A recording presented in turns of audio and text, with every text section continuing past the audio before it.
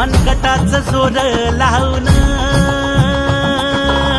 दाटला जरी अंधार एकजूट होऊ आज लावून कपाळी माती घे पक्ष तिच्या पाठी हुंकार भरारीसाठी पेटू दे मनाच्या वाती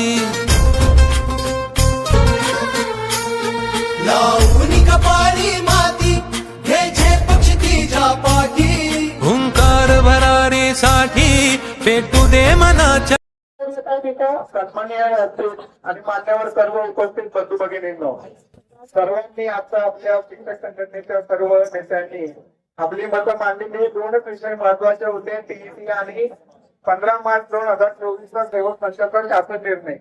याबद्दल मला बोलायचं नाहीये. यामध्ये सुप्रीम कोर्टाने जो निकाल दिलाय, या निकालामध्ये अल्पभाषिक आणि अल्पसंख्याक संस्थेबद्दल त्यांनी लाखर बेंचला हा निकाल पर्यंत ठेवलाय. आणि महाराष्ट्र शासनामध्ये सुद्धा आतापर्यंत कुठल्याही प्रकारची पुनर्याचिका दाखल करण्याबद्दल कुठलेही पाऊल उचललं नाही. बंदितो नक्कीच शिक्षक हा तर शिक्षकांनी मनात ठरवलं, तो शिक्षक वर्गामध्ये अनेक मुलांची भांडणं मिटवतो, वेगवेगळ्या प्रकारच्या प्रश्नपत्रिका तयार करतो, मूल्यांकन करतो. त्या शासनाला आपल्याला वेळेवर जर उत्तर द्यायचं असेल तर आपल्याला टीईटी रद्द करा म्हणून हा मोर्चा नाही, तर आपला हा मोर्चा तुम्हाला टीईटी कोणत्या स्टेजला लावायला पाहिजे ही शिकवायची वेळ शासनाला आलेली. आपण हे काढून दिलं पाहिजे. म्हणजे टीईटी लागू करताना पूर्वलक्षी प्रभावाने लागू केला. आपल्या महाराष्ट्र शासनाने 23 फेब्रुवारी यानंतर आपल्याला लागू केलेलं आहे. शिक्षक हा कोणत्याही परीक्षेला घाबरत नसतो. अनेक परीक्षा शिक्षक त्यांची सेवा पूर्ण करत आलेला असतो. शासनाला कदाचित आता विसर पडलाय आणि त्यांना ही टीईटी कधी लागू करावी हा त्यांची संभ्रम अवस्था दूर करण्याचं काम बंधूंनो आपल्या माध्यमातून व्हायला पाहिजे, असं मला या ठिकाणी या समन्वय समितीच्या निमित्ताने तो विराट मोर्चा निघालेला आहे त्या ठिकाणी सांगू वाटतं. आणि दुसरा जो महत्वाचा विषय, देशाच्या तुलनेत विद्यार्थी संख्येचं जे प्रमाण आहे ते 10 ते 20 आहे. पण आपला एकमेव महाराष्ट्र असा आहे की आपल्या इथं प्राथमिकला 30 संख्या, उच्च प्राथमिकला 35 आणि उच्च प्राथमिकला 40 आणि 45 अशी संख्या वाढवत गेलेली आहे.